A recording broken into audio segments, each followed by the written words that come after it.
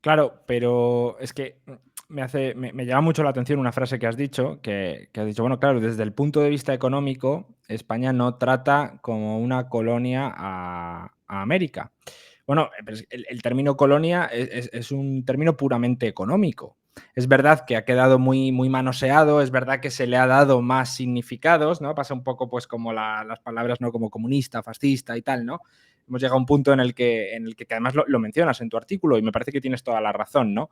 Son términos que al final con el tiempo han sido muy usados y muy mal usados o, bueno, simplemente se les ha dado un significado distinto para que se adapten a la realidad que yo quiero, porque la palabra colonialismo es muy negativa, entonces cuando no puedo aplicársela a alguien a quien quiero atacar, cambio el significado para que sea correcto aplicársela, ¿no? Y es un poco lo que tú comentabas en tu artículo que le ha pasado a España. Pero bueno, siguiendo un poco esa línea, por la pregunta que te iba a hacer, claro, si económicamente no es una colonia, América no fue una colonia de España, entonces te quería preguntar, a nivel, por ejemplo, de ciencia o de cultura, España destruyó la ciencia o la cultura que había en América, no lo fomentó, acabó creando una sociedad decadente sin arte, sin ciencia, sin cultura, sin literatura, o fue precisamente al revés, que es una de las cosas que también tratas en tu artículo. Sí, algo que hay que tener muy en mente a la hora de hablar de este tema es que en la vasta mayoría de sociedades coloniales normalmente no se promueve la ciencia y la innovación, ¿cierto? O la tecnología por una razón muy simple, y es que la colonia, como tú bien decías, más allá de ser un concepto meramente económico, porque también viene, digamos, envuelto de una realidad jurídica muy específica, la colonia funciona solamente para que una metrópoli tenga una cantera de materia prima, que le venda la materia prima a precio de saldo, como hoy en día sigue pasando incluso entre Francia y Níger, por ejemplo, a pesar de que ellos lo nieguen y todos los 12 de octubre hagan programas echándole y hablando de la culpa que tienen los españoles sobre el atraso de América, mientras ellos siguen explotando África como si fuera una colonia, en todo menos el nombre. Lo cierto es que la colonia es eso, la colonia es fundamentalmente un territorio que envía materia prima a precios bajísimos a una metrópoli, la metrópoli con esa materia prima convierte eso en productos manufacturados, productos finalizados, y devuelve esos productos finalizados a la colonia, ¿cierto? Donde los vende muchísimo más caro. Entonces la colonia vende barato y compra caro, ¿cierto? Y es esa relación el origen del subdesarrollo de las sociedades coloniales, ¿sí? Más allá de Estados Unidos, de Canadá y de Australia, es extremadamente complejo uno pensar en una sociedad otrora colonial que hoy en día se ha desarrollado, ¿sí? Prácticamente no existe. Y algunas de esas sociedades siguen, digamos, sufriendo un esquema económico colonial, como ya lo mencioné, es el caso de Níger y de Francia, ¿cierto? Entonces, bueno, lo cierto es que como en las sociedades coloniales solamente toma importancia lo económico, la extracción y la explotación económica para el servicio de una metrópoli, la ciencia no se suele desarrollar, ¿cierto? En África, por ejemplo, en el África occidental, los franceses fundan escuelas de medicina, es cierto, pero las fundan solamente por el hecho de que se necesita que la población que es explotada por la metrópoli francesa tenga una condición de salud suficiente para que pueda ser explotada. ¿Por qué? Porque los franceses llegan a una conclusión muy lógica, y es que si la gente en África está enferma no puede trabajar, y si no puede trabajar, pues las cifras y digamos el rendimiento económico de la colonia cae, ¿cierto? Y por ende se empiezan a fundar escuelas de medicina como la Escuela de Medicina de Dakar, cuyos médicos, por cierto, nunca tuvieron el estatus de un médico blanco.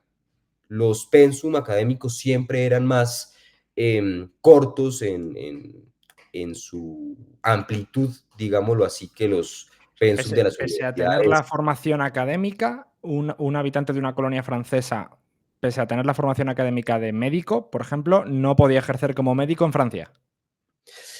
Sí, y más allá de eso era que el estatus y la condición que el grado de médico confería en las escuelas de las colonias era tremendamente inferior al grado de médico que confería una universidad francesa en la metrópoli. Es el caso, por ejemplo, del primer presidente de Costa de Marfil. Félix Houphouët-Boigny empieza su vida precisamente como médico, pero siempre tuvo el estatus de médico africano. Y eso es algo que creo que también menciona en el artículo. Nunca se le consideró como un médico similar a los médicos blancos. Jamás, ¿cierto?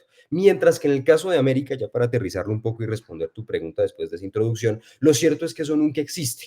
Las universidades y los centros de estudio que funda la Corona de Castilla en América siempre son centros de primera calidad, sobre todo para la época en la que fueron fundados.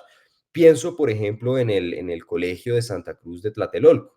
El Colegio de Santa Cruz de Tlatelolco fue fundado por la corona española en el siglo XVI a comienzos, poco después de la caída de Tenochtitlán, y fue un centro de estudios específicamente diseñado para la nobleza indígena, ¿cierto? Y en ese mismo siglo probablemente fue el centro de estudios más importante de toda América, no solamente de la América española, de toda América en general. Porque realmente de ahí salieron muchos científicos botánicos, por ejemplo, que empezaron a publicar investigaciones ya de hecho en Europa. En Europa misma tenemos casos en finales del siglo XVI de botánicos indígenas formados en el Colegio de Santa Cruz de Tlatelolco, publicando investigaciones acerca de botánica en Europa, ¿cierto? Luego, ya en el siglo XVII en adelante, el colegio decae, pero la formación de los indígenas no, ¿sí? Los indígenas siempre fueron aceptados en las instituciones de educación fundadas por la corona en América. Y de hecho, esto es algo que menciona Pilar Gonzalvo, que imagino conoces y la audiencia también, en una de sus conferencias, que desde el siglo XVIII, comienzos del siglo XVIII, me parece, o comienzos del XVII, 1601 o 1701, te quedo debiendo el dato específico, se legisla que los indígenas tienen prioridad sobre los españoles para entrar a las universidades de Nueva España. Es decir, los indígenas no solamente tenían la oportunidad de entrar y de, digamos, comenzar una carrera de educación superior, sino que tenían prioridad sobre los españoles para hacerlo, ¿cierto? Entonces, eso ya empieza a mostrar que realmente no puede existir, digamos, un abandono de la ciencia, de la educación y de la tecnología en América, pues eso simplemente no tiene sentido. Y ahora, siempre se puede responder, no, pero es que la mayoría de las universidades en América eran universidades que solamente daban era teología y derecho, solamente se enseñaba Biblia y no había ni física ni matemática, no había ningún tipo de inversión en ciencia porque eso no le convenía a la metrópoli. Eso uno lo escucha y lo lee también en muchos textos, pero eso también es falso, eso es falso de toda falsedad.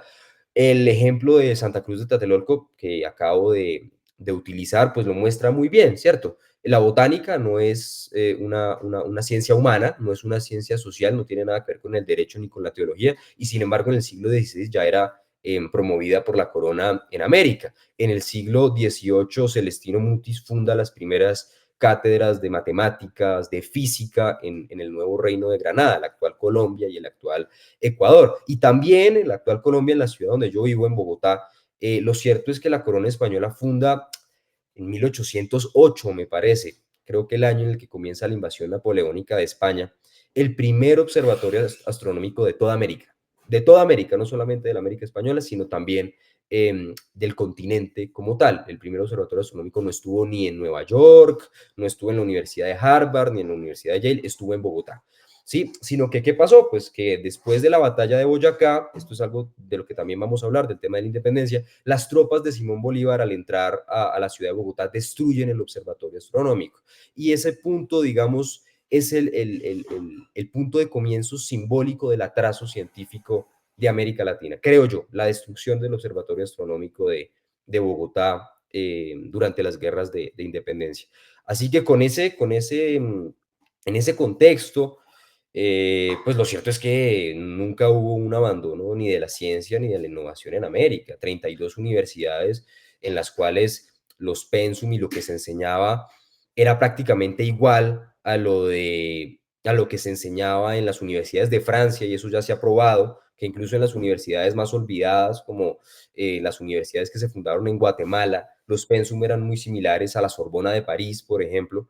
Pues eso muestra que realmente nunca hubo ni un abandono ni un desinterés por parte de la corona en lo tocante al desarrollo científico. Pero bueno, o sea, además, recuerdo que en tu artículo mencionabas a ciertas personalidades relevantes, del mundo de la cultura, de la ciencia y demás, y uno de ellos era Caspicara, creo recordar, Sí, que sí, lo ponías como un ejemplo de algo que no puede ocurrir en una colonia, ¿no? sí, específicamente, no tiene mucho que ver con ciencia, por el hecho de que Bueno, Capiscara no era arte ni en este médico, caso. ni botánico exactamente, tiene que ver con el arte. Eso es algo que tampoco se suele ver en las sociedades coloniales. En las sociedades coloniales no se suele producir arte nunca, ¿cierto? Es prácticamente imposible uno encontrar, y yo no tengo conocimiento, por ejemplo, de algo así como del barroco de las 13 colonias. No lo sé, mientras que sí tenemos amplio registro del barroco peruano, del barroco andino, del barroco novohispano, ¿cierto? Ujú, Tampoco tengo registro de grandes escultores, de grandes artistas en las 13 colonias británicas en América, mucho menos en las colonias africanas o asiáticas de los franceses o de los ingleses, mientras que en América pues sucede precisamente todo lo contrario, siempre hubo un gran interés, tal vez más incluso que hoy en día en promover las artes, ¿cierto? Entonces, Capiscara es un gran ejemplo de esto. Capiscara era un escultor y un artista indígena cuya educación y cuya obra fue financiada y apoyada directamente pues, por las autoridades del virreinato y a día de hoy todavía es recordado como uno de los grandes exponentes del arte y de la escultura virreinal en América, y muchas de sus obras incluso se conservan todavía a día de hoy en museos de Estados Unidos. Otro ejemplo es Bernardo de Legarda, que también me parece, lo menciono en el artículo. Y como estos hay muchos más, y curiosamente, la mayoría, la vasta mayoría de estos artistas siempre tenían un contexto social y étnico muy similares. Siempre solían ser personas de clase baja y indios, mestizos, mulatos o negros. Es difícil, en el caso de la América Española, encontrar grandes artistas de la talla de Legarda, de Capiscara, que hayan sido españoles. Es complicado, ¿cierto? Incluso en el ámbito de la literatura, Garcilaso de la Vega también era mestizo, ¿cierto? ujú. Entonces, también ahí podemos notar que la promoción del arte, de las artes en general, también afectó específicamente a las poblaciones no blancas del virreinato.